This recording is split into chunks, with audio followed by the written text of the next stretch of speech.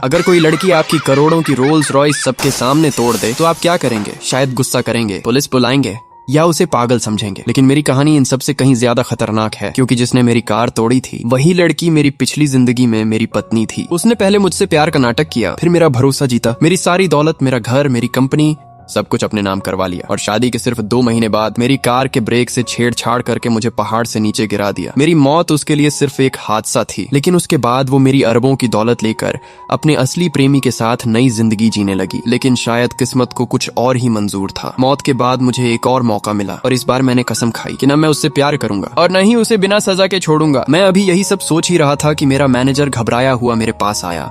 Sir, नीचे parking में आपकी रोल्स रॉयस किसी लड़की ने तोड़ दी है। हमने उसे पकड़ लिया है। पहले तो मुझे यकीन ही नहीं हुआ। मेरे गैरेज में सैकड़ों लग्जरी कारें थीं, लेकिन आज मैं जिस रोल्स रॉयस में आया था उसे कोई जानबूझकर तोड़ गया था। जैसे ही मैं नीचे पहुंचा, मेरी नजर उस लड़की पर पड़ी और अगले ही पल मेरे चेहरे पर एक ठंडी मुस्कान आ गई। वो सचमुच आ गई थी, लियू रुयान। पिछली जिंदगी में यही लड़की पानी में गिरकर मदद मांग रही थी और मैं बिना कुछ सोचे अपनी जान जोखिम में डालकर उसे बचाने कूद पड़ा था। शायद वहीं से मेरी बर्बादी शुरू हुई थी, लेकिन इस बार मैं वही गलती दोबारा नहीं करने वाला था। मैं उसके सामने जाकर रुका और सिर्फ एक सवाल पूछा, मेरी कार तुमने तोड़ी है? वो बिना डरे मुस्कुराई, हाँ मैंने ही तोड़ी है। उसके चेहरे पर डर नहीं बल्कि अजीब सा भरोसा था, जैसे उसे पूरा यकीन हो कि अगले ही पल मैं उससे प्यार करने वाला हूँ। लेकिन उसे क्या पता था, इस बार सामने वही आदमी नहीं खड़ा था जिसे उसने पिछली जिंदगी में धोखा दिया था। तुम्हें पता भी है इस कार की कीमत कितनी है? उसने धीरे से कहा, मैं पैसे नहीं दे सकती, लेकिन अगर तुम चाहो तो मैं खुद को तुम्हें सौंप सकती हूँ। उसकी बात सुनकर वहाँ खड़े सभी लोग हैरान रह गए, लेकिन मैं सिर्फ मुस्कुराया। तुम्हारी कीमत मेरी कार के एक टायर के बराबर भी नहीं है। मुझे प्यार नहीं, सिर्फ हर नुकसान का हिसाब चाहिए। और इतना कहकर मैंने अपना फोन निकाला, सीधे पुलिस को कॉल करने के लिए। उसे यकीन था मैं उससे प्यार कर बैठूंगा। जैसे ही मैंने पुलिस को कॉल करने के लिए फोन उठाया,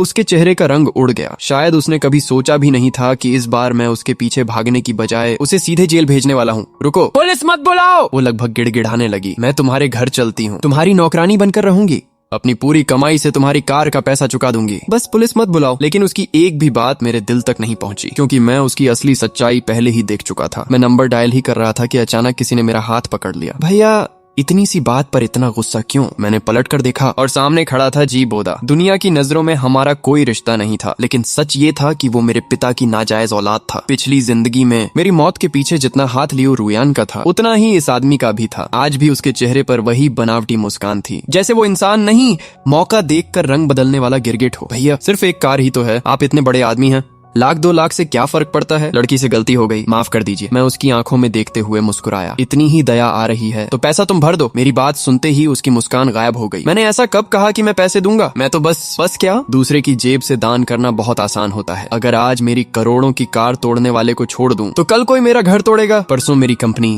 और तुम फिर यही कहोगे, भैया माफ कर दीजिए। आसपास खड़े लोग भी अब मेरी बात से सहमत होने लगे। जी बोदा समझ गया कि उसकी चाल उलटी पड़ चुकी है। उधर लियू रुयान लगातार मुझे देखे जा रही थी। उसके चेहरे पर डर कम था, हैरानी ज्यादा, जैसे वो बार बार यही सोच रही हो, ये वही आदमी है या कोई और। कुछ देर बाद उसने गहरी सांस ली और धीमी आवाज में बोली, लियोनियन प्लीज, मुझे सिर्फ 5 मिनट दे दो। मैं तुम्हें एक ऐसा राज बताऊंगी जो इस दुनिया में किसी और को नहीं पता। मैं समझ चुका था कि वो किस बारे में बात करना चाहती है, लेकिन मैं चाहता था कि जी बोदा भी उसकी हर बात सुने। ठीक है, अंदर चलते हैं। लेकिन जी बोदा, तुम भी हमारे साथ चलोगे? तुम्हें तो वैसे भी तमाशा देखने का बहुत शौक है। तीनों एक प्राइवेट रूम में पहुंचे। दरवाजा बंद होते ही लियू रुयान मेरी तरफ मुड़ी। उसकी आंखों में अजीब सी बेचैनी थी। तुम मुझे पहचान क्यों नहीं रहे? पिछली जिंदगी में तुमने मुझे पहली नजर में प्यार किया था, हम दोनों की शादी हुई थी। और उसकी बात पूरी भी नहीं हुई थी कि मैं हल्का सा हंस पड़ा। बस यही था तुम्हारा बड़ा राज? या अभी भी तुम्हें लगता है कि मैं तुम्हारी हर बात पर आंख बंद करके यकीन कर लूंगा? मैं हल्का सा हंस पड़ा। बस यही था तुम्हारा बड़ा राज? या अभी भी तुम्हें लगता है कि मैं तुम्हारी हर बात पर आंख बंद करके यकीन कर लूंगा? मेरी बात सुनते ही लियू रुयान की आंखों में बेचैनी उतर आई। उसने जल्दी से कहा, नहीं, मैं झूठ नहीं बोल रही। तुम्हें याद है तुम्हारे दाएं कंधे पर बचपन का वो निशान जब तुम पेड़ से गिर गए थे? तुम्हारी माँ हर साल तुम्हारे जन्मदिन पर अपने हाथों से नूडल्स बनाती थी। तुम्हारे ऑफिस के उस प्राइवेट वॉल्ट का पास कोड जिसके बारे में किसी को भी पता नहीं। और तुम्हें रात में अक्सर एक ही सपना आता था जिसका जिक्र तुमने कभी किसी से नहीं किया। उसकी एक एक बात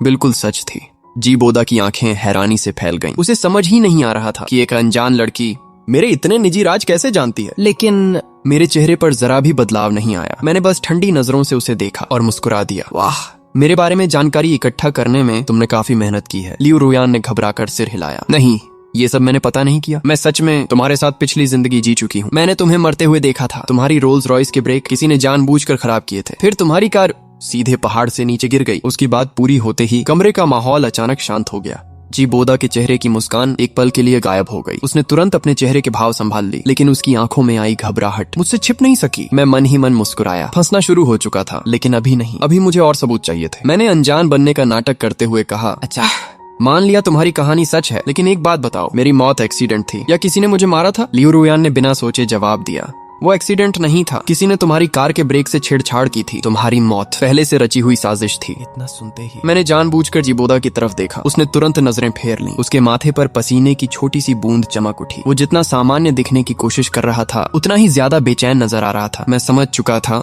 लियू रुयान ने अनजाने में उसके दिल का डर बाहर निकाल दिया था, लेकिन उसे अभी भी ये एहसास नहीं था कि उसकी हर बात अब उसी के खिलाफ सबूत बनने वाली है। मेरी बात सुनने के बाद लियू रुयान के चेहरे पर यकीन और डर दोनों एक साथ दिखाई दे रहे थे, लेकिन मैंने उसकी तरफ दोबारा देखने की भी जरूरत नहीं समझी। सीधे पुलिस अधिकारियों से कहा, ऑफिसर, मेरी कार का नुकसान 1 मिलियन युआन से भी ज्यादा है और अब ये महिला मानसिक बीमारी का नाटक करके अपनी जिम्मेदारी से बचना चाहती है। कृपया इसे थाने ले जाकर पूरी पूछताछ कीजिए। लियू रुयान घबरा गई। नहीं नहीं, मैं पागल नहीं हूँ, मैं सच कह रही हूँ। अगर तुम मुझसे शादी कर लो तो तुम्हारा बिजनेस पहले से भी ज्यादा ऊंचाई पर पहुँच जाएगा। सिर्फ मैं ही जानती हूँ भविष्य में क्या होने वाला है। मैंने उसकी बात बीच में ही काट दी। तो मेरी कार तोड़ना भी भविष्य बचाने का हिस्सा था। उसने तुरंत सिर हिलाया।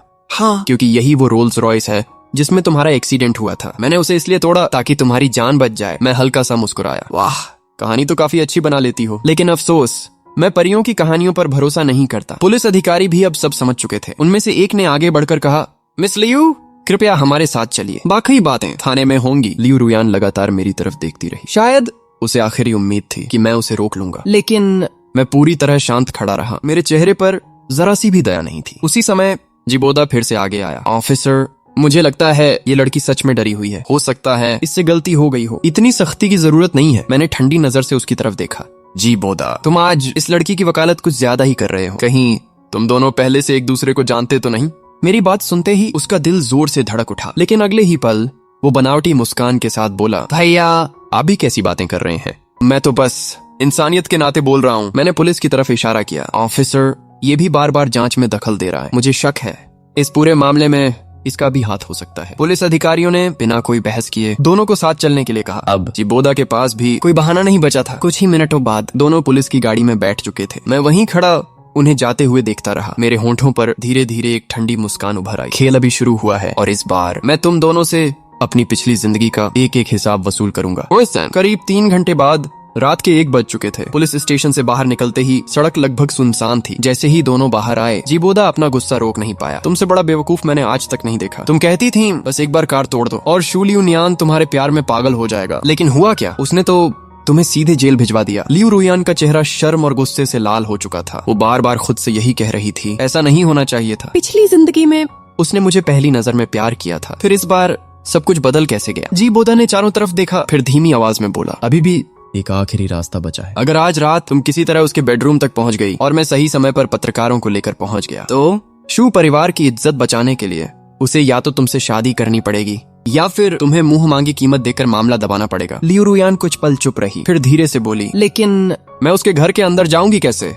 जीबोदा के होंठों पर धीरे धीरे एक चालाक मुस्कान फैल गई। जारी रहेगा। पुलिस स्टेशन के बाहर रात पूरी तरह उतर चुकी थी। चारों तरफ सन्नाटा था, लेकिन लियू रुयान और जीबोदा के दिमाग में एक नई साजिश जन्म ले चुकी थी। जीबोदा ने धीरे से कहा, अब हमारे पास सिर्फ एक ही रास्ता बचा है। तुम्हें आज रात किसी भी कीमत पर शू लियू नियान के बेडरूम तक पहुंचना होगा। जैसे ही तुम उसके कमरे में होगी, मैं पत्रकारों को लेकर पहुंच जाऊंगा। जब पूरी दुनिया तुम्हें उसके कमरे से निकलते देखेगी, तब उसके पास सिर्फ 2 रास्ते होंगे, या तो वो तुमसे शादी करेगा या फिर अपनी और शू परिवार की इज्जत बचाने के लिए तुम्हें मुंह मांगी रकम देकर मामला दबा देगा। लियू रुयान कुछ पल सोचती रही, फिर उसने चिंता भरी आवाज में पूछा, लेकिन मैं उसके घर के अंदर जाऊंगी कैसे? अब तो वो मुझ पर पहले जैसा भरोसा भी नहीं करता। जीबोदा हल्का सा मुस्कुराया। तुम खुद को सबसे ज्यादा उसके बारे में जानने वाली बताती हो। क्या तुम्हें उसके घर की सुरक्षा व्यवस्था के बारे में भी कुछ नहीं पता? लियू रुयान की आंखें अचानक चमक उठी। उसे जैसे कुछ याद आ गया हो। उसने धीमी आवाज में कहा, पिछली जिंदगी में यूंडिंग नंबर 1 विला का पूरा सिक्योरिटी सिस्टम, फिंगरप्रिंट, पासवर्ड, यहाँ तक कि तिजोरी का सीक्रेट कोड भी मैंने खुद सेट किया था। हो सकता है इस जन्म में बहुत कुछ बदल गया हो, लेकिन इतने बड़े घर का पूरा सिक्योरिटी सिस्टम इतनी जल्दी नहीं बदलता। अगर मेरी किस्मत ने साथ दिया तो आज रात मैं आसानी से अंदर पहुंच जाऊंगी। जीबोदा के चेहरे पर शातिर मुस्कान फैल गई। बस मुझे इसी जवाब का इंतजार था। दोनों ने वहीं खड़े खड़े अपनी पूरी योजना तय कर ली। उन्हें पूरा यकीन था कि इस बार शू लियू नियान उनके जाल से बच नहीं पाएगा। लेकिन उन्हें बिल्कुल भी अंदाजा नहीं था कि जिस आदमी को वो फंसाने जा रहे थे वो उनसे कई कदम आगे चल रहा था। उसी समय यूनिटिंग नंबर 1 मिला। विशाल कांच की खिड़की के सामने मैं अकेला बैठा था। मेरे हाथ में क्रिमिनल लॉ की मोटी किताब थी। मैं एक एक पन्ना बड़े ध्यान से पढ़ रहा था और जितना पढ़ता मेरे होंठों की मुस्कान उतनी ही गहरी होती जा रही थी, क्योंकि अगर कोई खुद चलकर कानून के जाल में फंसने आ रहा हो तो उसे रोकने की क्या जरूरत। मैंने किताब बंद की, खिड़की के बाहर फैले अंधेरे को देखा और मन ही मन कहा, आओ, मैं तुम्हारा ही इंतजार कर रहा हूँ। इस बार न कोई प्यार होगा न कोई दया, सिर्फ हर धोखे का पूरा हिसाब होगा। पहला भाग समाप्त।